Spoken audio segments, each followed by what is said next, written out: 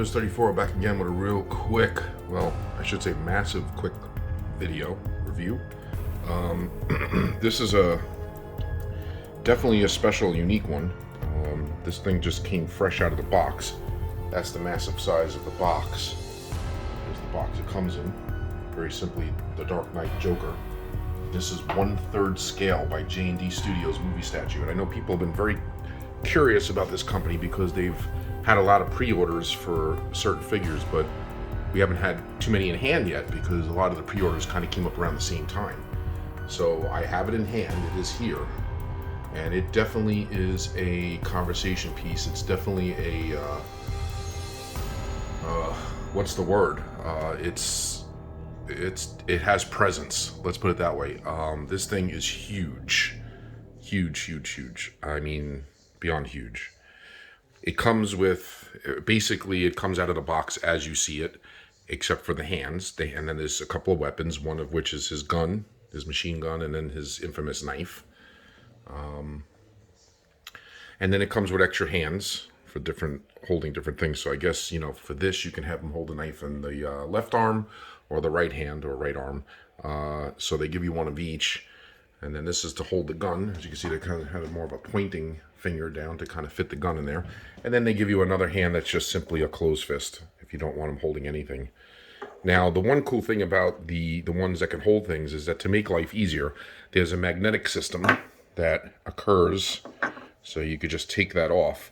So you could put the weapon in safely, the accessory, and then when you're done, you slap that back on to kind of secure it.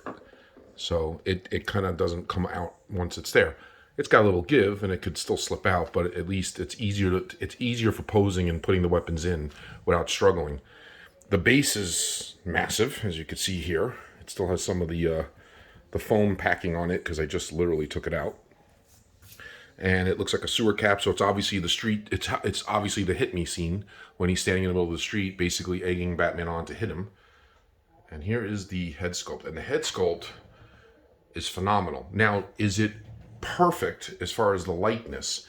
From certain angles, it slightly misses the mark a bit, in my opinion. However, overall, I think it's a home run, and it definitely captures Heath Ledger in that moment. The makeup and the head sculpt and the hairing and everything like that, definitely is spot on. I just think from certain angles, with the, he kind of doesn't, certain lighting at certain angles, it kind of loses the likeness a bit. That would be the only ding I would give it. Other than that, it's phenomenal. And the face is squishy. It's a silicone face. So it kind of feels like real skin, or, like if it has that realism to it. So it's not plastic resin or anything else or vinyl. It is actually silicone, and it's squishy. So you can squeeze it like one of those stress balls. So I wouldn't mess with it too much, obviously, but very unique. Don't know the care for this or what the lifespan would be for something of this effect. So I would imagine, we'll have to see if there's any sort of special care in order to preserve it, make sure nothing happens to it in the future. But it's pretty solid. It's not fragile by all means, and the paint's on there pretty good. The paint's not going anywhere. The clothing and the tailoring is really nice. I mean, he's got his typical purple coat with the orange inside. His pants chain, really nice touch. I mean, he's got the full outfit on underneath here. The gray suit jacket, the green vest underneath, the tie with the gray pattern shirt that he's always known to wear from that film. Real clothing, real tailoring. It's not, nothing is fake here. I'll just fix that. I think I'd rather prefer it over the shoe. But if you want to show off the shoelace, which there is an actual lace here, so you can kind of tuck it behind it, or you can make it go flap over it. But it's got a natural, nice fit to it. The pants are cool, the striped pants. Like I said, it's massive. Now, underneath this base, it's too heavy to show you. It gives you the numbered information in the cert. However, they do give you another one. Let me just grab that real quick. Okay, so here is the certificate of authenticity, and it's basically like vinyl. Like it's hard. It's plastic. It's not like a paper. So it says the Dark Knight Joker, and I have apparently number 89 of 888. So pretty cool. Limited to 89. I think that's kind of cool. I have 89 because, the original Batman, but Tim Burton, 89. Pretty cool. The year I graduated high school. So 89 was a memorable year for me. So kind of cool that I got 89 as the number. And there's the artist and the signature and the licensing information there. So pretty nice touch that they give you that as like sort of like more like a hard-covered plaque as opposed to, I mean, it's like hard plastic or vinyl.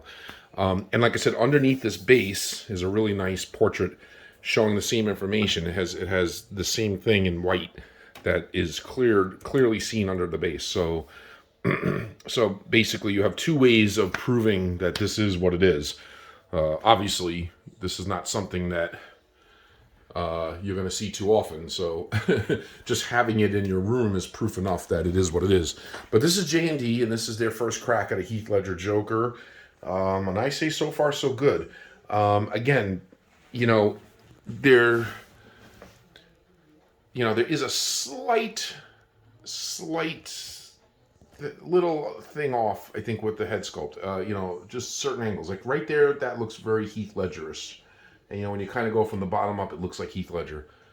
Right there, kind of looks like Heath Ledger. And then you kind of go to the side a little bit, and it starts to look like somebody cosplaying for Heath Ledger. So, again, it's great, and it definitely does the job overall for what it is.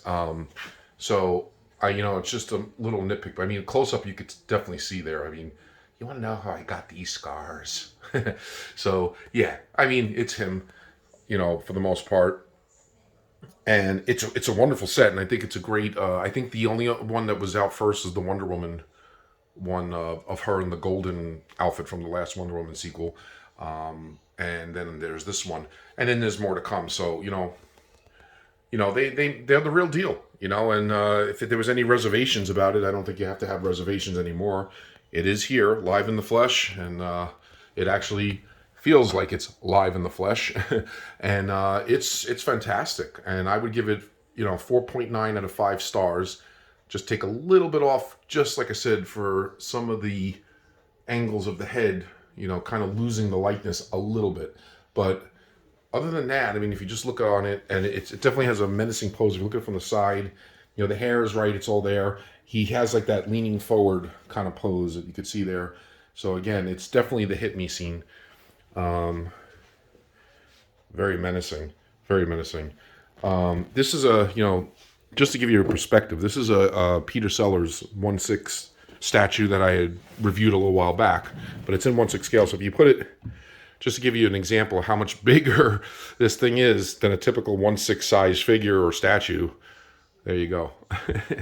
So anyway, guys, that's it for now. I would say if you're a Heath Ledger fan, Dark Knight fan, and you're looking to get into the 1/3 realm, this is definitely a good start. This is a fantastic piece. Kudos to JND. Looking forward to more of their work coming soon.